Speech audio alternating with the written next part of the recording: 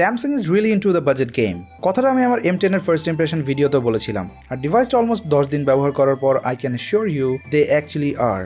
At least তাদের budget M সিরিজটা দেখে আমার তাই মনে হচ্ছে।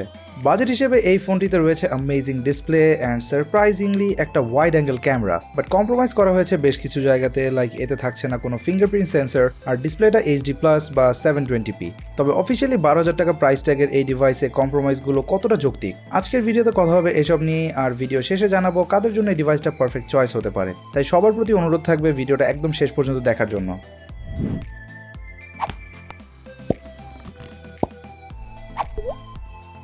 M10 এর ডিজাইনটা এই বাজেট রেঞ্জে অ্যামেজিং, স্পেশালি এর front look. 5 megapixel selfie camera house করা হয়েছে এই ছোট্ট নচটিতে, যার নাম স্যামসাং দিয়েছে ইনফিনিটি ভি। আর বেজেল মিনিমাল থাকায় ডিসপ্লে রিয়েল এস্টেট বেশি অ্যান্ড বটম চিনটাও বাজেট অনুযায়ী বেশ ছোট। পাওয়ার অ্যান্ড ভলিউম বাটনগুলো বাম্পারের মতোই প্লাস্টিক, তবে বেশ ক্লিকি ছিল। বটমে রয়েছে মাইক্রো USB পোর্ট, 3.5mm এর অডিও সকেট। লেফট সিম ট্রেতে রয়েছে ডুয়েল সিমের পাশাপাশি ডেডিকেটেড SD কার্ড স্লট, যেখানে আপনি ইউজ করতে পারবেন আপ টু 512GB পর্যন্ত মাইক্রো SD কার্ড। আর ডিসপ্লে রেজলিউশন HD+ বা 720p with pixel density of 270 pixel per inch. হ্যাঁ, অবশ্যই 6.22 ইঞ্চের এই ডিসপ্লেটির শার্পনেসের কিছুটা ঘাটতি রয়েছে, তবে নর্মালি ডে টু ডে ইউজে আপনি খুব একটা নোটিস করবেন না। ব্যাপারটা অনলি নোটিসেবল হয় যখন আপনি সাইড বাই সাইড কোনো 1080p প্যানেলের সাথে এটাকে কম্পেয়ার করবেন। আর এই প্যানেলটি PLS TFT টেকনোলজির একটি প্যানেল, নট IPS। তবে কালার রিপ্রোডাকশন বা ভিউইং অ্যাঙ্গেল আমার কাছে IPS থেকে খুব বেশি ডিফারেন্ট মনে হয়নি। বরং এই দামের অন্যান্য ফোনগুলোর চাইতে এর ডিসপ্লেটা বেশ পাঞ্চি অ্যান্ড ভিভিড মনে হয়েছে আমার কাছে। আর টাচ লেটেন্সিও মোটামুটি ভালোই। আর যেমনটা দেখতে পাচ্ছেন, আউটডোর ভিজিবিলিটির জন্য ব্রাইটনেসও ছিল যথেষ্ট পরিমাণে। সেমি রাউন্ডেড কর্নার থাকায় কন্টেন্ট ওয়াচিংয়েও বেশ চমৎকার এক্সপিরিয়েন্স পাবেন। আর সারপ্রাইজিংলি এতে ওয়াইল্ড ফাইন সিকিউরিটি লেভেল 1 থাকায় আপনি নেটফ্লিক্স বা অ্যামাজন প্রাইমে HD ভিডিও প্লে করতে পারবেন। তবে ইউটিউবে ভিডিও রেজলিউশন সাপোর্ট করবে আপ টু 720p। সব মিলিয়ে 12,000 টাকাতে সত্যি বলতে এর থেকে বেটার কিছু আমি এক্সপেক্ট করিনি। ফোনের ব্যাক পার্টি গ্লসি পলিকার্বনেট মেড, আর ফ্রন্ট ডিসপ্লে প্যানেলটিতে প্রোটেকশন হিসেবে ব্যবহার করা হয়েছে dragon tell glass.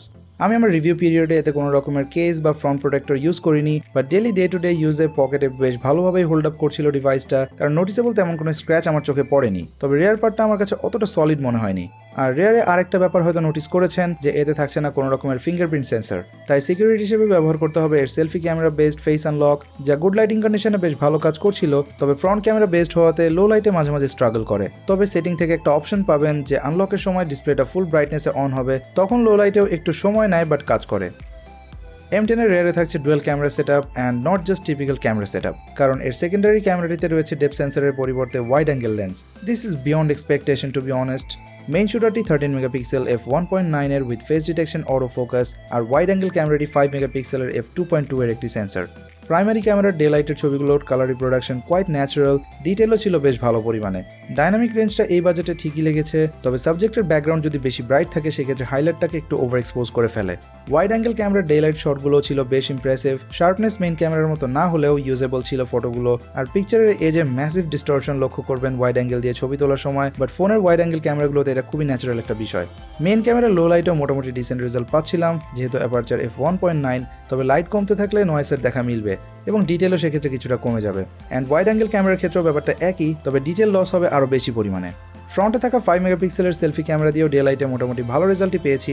Specially skin বিউটিটা of করে তুললে ন্যাচারাল স্কিন টোন পাওয়া যাবে, বাট লো লাইটে ডিটেল কিছুটা কম, যেহেতু ক্যামেরাটা মাত্র 5 মেগাপিক্সেলের। পোর্ট্রেট মোডে ছবি তোলা যাবে বোথ ফ্রন্ট অ্যান্ড রেয়ার দিয়ে, স্যামসাং যার নাম দিয়েছে লাইভ ফোকাস। অ্যান্ড লাইভ ফোকাসের এজ ডিটেকশন মোটামুটি ভালোই ছিল, ফোকাস ট্রানজিশন ছিল বেশ ন্যাচারাল। আর front and rear both camera দিয়ে ভিডিও ক্যাপচার করতে পারবেন up to 1080p 30fps।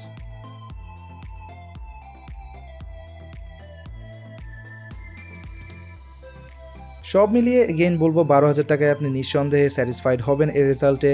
So camera নিয়ে আর কথা না বাড়িয়ে চলে যাচ্ছি পারফরমেন্স সেকশনে। ডিভাইসটাকে পাওয়ার করছে স্যামসাং এর Exynos 7870 চিপ।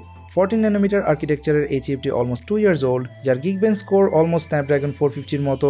সো এই চিপটি অ্যান্ড্রয়েড 8.1 ওরিও বেস স্যামসাং এর এক্সপিরিয়েন্স UI 9.5 কে বেশ ভালোভাবে হ্যান্ডেল করতে পারে। UI নেভিগেশন অ্যান্ড ট্রানজিশন বেশ স্মুথই ছিল বলা যায়, অ্যান্ড রেগুলার অ্যাপ ওপেনিং বা স্ক্রলে খুব একটা স্টার্টার ফিল করিনি। বাট আমার বেস ভ্যারিয়েন্টে মাত্র 2GB র্যাম থাকায় মাল্টিটাস্কিংয়ে অ্যাপ রিফ্রেশ নিচ্ছিল মাঝে মাঝে।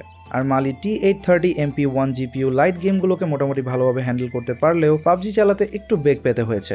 লো সেটিংয়েও সামান্য ফ্রেম ড্রপ পাচ্ছিলাম, তবে সেটা প্লেবল ছিল। সো যারা ফোনে হাইলি গ্রাফিক্স ইন্টেন্সিভ গেম খেলতে চান তাদের জন্য লো গ্রাফিক্স সেটিংয়ে খেলার পরামর্শ থাকবে।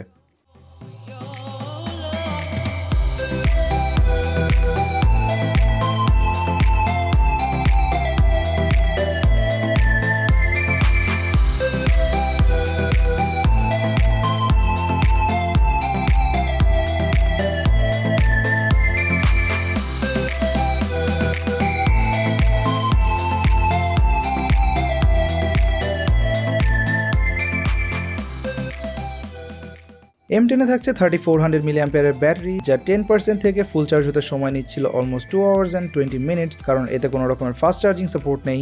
আর একবার ফুল চার্জে আমি মডারেট টু হেভি ইউজে স্ক্রিন অন টাইম পাচ্ছিলাম প্রায় 7.5 ঘন্টার মতো। সো মডারেট ইউজাররা ইজিলি 1 থেকে 1.5 দিন পার করে দিতে পারবেন। স্পেশালি 720p থাকায় এখানে কিছুটা সুবিধা হয়েছে। সব মিলিয়ে বলবো অফিসিয়ালি 12,000 টাকার একটা ফোনে গেমিং পারফরমেন্স যে খুব বেশি ভালো হবে না, এটা অ্যাটলিস্ট আপনারাও বোঝেন। তবে যারা এই বাজেটে একটা গুড লুকিং ফোন চাচ্ছেন, ইনফ্যাক্ট এই বাজেটে অ্যান্ড্রয়েড ফোন চাচ্ছেন, তাদেরকে আমি হাইলি রিকমেন্ড করবো এই ডিভাইসটি, কারণ অফিসিয়াল বলুন বা আনঅফিসিয়াল সাব 12,000 টাকায় এই মুহূর্তে এর থেকে বেটার কোনো ডিভাইস আমার চোখে পড়ছে না। বাকি ডিসিশন আপনার। তো গাইজ, এই ছিল আজকের ভিডিওতে। আশা করি বরাবরের মতোই আজকের ভিডিওটা আপনার পারচেজ ডিসিশনকে কিছুটা হলেও ইজি করবে। আপনিও যদি এমনটা মনে করে থাকেন তাহলে please hit the like button and also subscribe to my channel if you haven't yet. আর আমার চেষ্টা সবসময় অব্যাহত থাকে আপনাদের জন্য এমন ভিডিও নিয়ে আসতে যেটার মাধ্যমে আপনি আপনার বাজেটে থেকেই সঠিক জিনিসটা চুজ করতে পারেন। এবং আমার এই চ্যানেল যতদিন আছে এটাই থাকবে আমার ফার্স্ট প্রায়োরিটি। তাই আমি আশা করবো আপনারা সবসময়ের মতোই আমার সাথে থাকবেন আর অনেক অনেক ভালো থাকবেন। দেখা হবে পরবর্তী ভিডিওতে।